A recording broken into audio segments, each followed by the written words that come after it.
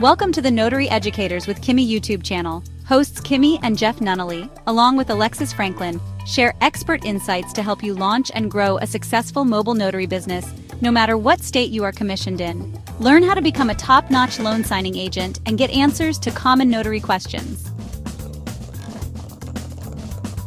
Explore our all-inclusive $47 monthly training library, plus live weekly online coaching sessions with courses on general notary work, wedding efficient services, remote online notary, ink fingerprinting, apostille, translation services, and I-9 completion. So please remember that Notary Educators LLC is your one-stop shop for notary training. Now sit back and watch Kimmi and crew, and don't forget to subscribe to the Notary Educators with Kimmi YouTube channel for more tips. Take your notary business to new heights. He could not. They did the document, but they did it incorrectly. Yep. Because they notarized the father's signature and didn't have the child do it. The UPS person told the father, the child cannot be notarized because they're a child. I'm sorry, y'all. I'm trying to do two things. I got to stop that. Let me stop right now. Let me focus. So the father got the document notarized at UPS, and the document was notarized incorrectly. So he takes it back to the attorney.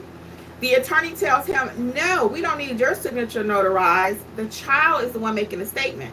So when he called me back, now this is the second time he called me. The first time I didn't tell him all that. I wasn't going to do it because I wasn't even available. I gave him somebody else's number. So he called me back the second time today with this UPS story and asking me, was I available? I said, yeah. He said, I wouldn't have imagined that they wouldn't know what to do. I said, yeah, they're not trained like we are. I said, we're professional notaries. There's a difference. I said, they typically just get their commission from the state, and then UPS has asked them to do it, da-da-da. And he was like, oh, because I wonder why she didn't ask him to sign it. Now, he's even saying that. He said, I wonder why she didn't ask the child to sign the document. Her Ohio ID cannot be expired. Okay, very good, Patricia. You know your state law. As long as you know what your state says and you're not just saying that. Because I got something I got to handle right now. Somebody is thinking one thing, but they don't really know what the law says. So you got to know what the law says. So if you know that per your handbook, get it. I'm proud of you. So back to my story. So anyway, UPS notarized the father's signature. So then he asked me about it. I tell him whatever. So I go back to my part in it that, yeah, explaining the difference between us and UPS, why you gonna pay me more. Because he probably went there and said, because they were open. So he's traveling, now he got to come back in town and get the document re-notarized because it was done incorrectly by UPS. No shade to UPS, those are my people. But again, they're just not trained like many of you to know what to do. Okay, that's why we have mentorship and training. People say, you don't need training. Training is a hustle. Trainers are only doing that because they're not notarizing.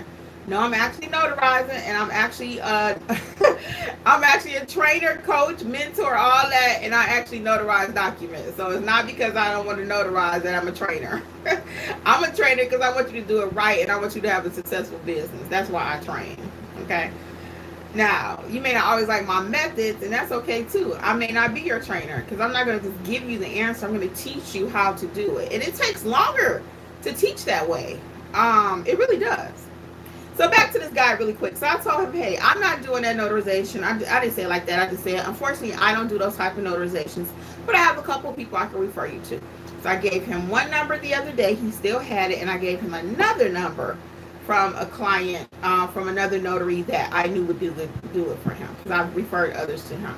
So again, it's just my personal preference that I don't do those. There's going to be things in your business that you just don't want to do.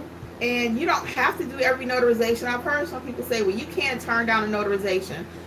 Yes, I can. My notarization, my commission is on the line here, not yours. So no one gets to tell me what I have to notarize and what I don't do and all of that. No one gets the right to tell me that, and they don't get the right to tell you that either, okay? No one. You get the right to choose what you will notarize, who you going to notarize for. Now, I'm not going to wake up and say, you know what, I don't like this fact that she's wearing red. I'm not going to notarize her documents. Yeah, we're not going to do that. But there may be other valid reasons why I don't feel comfortable doing certain types of notarizations, okay? And you better take your time out there. If you're doing a power of attorney and you get the feeling like I told y'all last week, I don't even think I got a chance to tell y'all the story. But last week I had one where I couldn't do it, and I told her, once I feel mom is more aware of what she's signing, I'll come back. I'll gladly come back.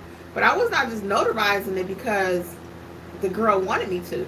Mom was pushing back, and anytime you get any resistance or hesitation, no. Sometimes I'm able to read the room. Maybe mom is medicated or has dementia or something like that, or maybe non-verbal. There are different ways that you can just tell with some experience, but I don't just notarize. If mom has any hesitation, we're not doing it. And that's what happened. So I told this young lady, so she said, well, how much do I owe you? I said, you don't owe me anything. And that was my fault, because one, I didn't ask for the documents filled out. Part of my screening questions are, one of them is the documents completed? And I didn't ask that because it was a third party that made the appointment, and I was just rushing that day. Rushing will cost you. It will cost you time. It will cost you money. Take your time. Take your time. Okay? Let's see what else we got in the comments. So we said, hey to Ava. Lisa Patricia says, no, absolutely not, per Ohio guidelines. So she went to check her handbook. She said, I made her double check. Yes. Can you RAB? I don't know what RAB is.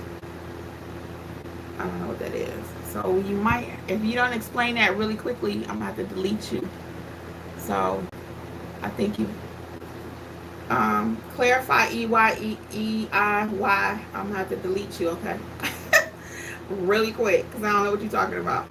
Hey, Melon Express, how are you? She's saying hey to everyone. Yeah, so that was one. So I had to turn it down. So I turned it down because it was a minor. Mom didn't know the child singing rap song. I don't know what that is, babe. You're going to have to go. So I'm going to have to remove you. Okay? I'm going to remove you because I don't know what you're talking about. Okay? Anyway, so what was I saying? Oh yeah, so that one I had to let it go because I don't notarize for if mom and dad are at odds and they kind of sneaking a child over to notarize something for the attorney. I just personally don't like to get into that. Dad didn't live here in the state. Mom lives here in the state. She ain't coming to knock on my door and say, hey, why you notarize this for my child? That's just my own personal opinion, okay? Again, was there anything wrong with the notarization? No. Is there any reason why the child could not decide they want to go live with their father? I don't know. Again, that's not my call. I don't get into all that. I'm not a social worker, and I'm just not getting into all that. So my answer was no. That was number one. Second thing I had to decline today is because of the weather. So I had a client. She called. I was like, hey. I said, yeah, we're actually not doing any mobile service today due to the weather. And she's like, oh, well, if I can get it done by this time? So I already told you no. So she's going to keep on pushing. So I was like, okay, well, we can schedule it for 3, but if the weather turns bad, then we won't be able to do it. I said, if you want to come to me, and then Jeff was like, well, what if she gets stuck here? Because I told Jeff I didn't want her to get stuck in her house. He said, well, what if she get over here and she gets stuck? I said, well, she don't have to pull in the driveway. She can go to the street, and then that's on her.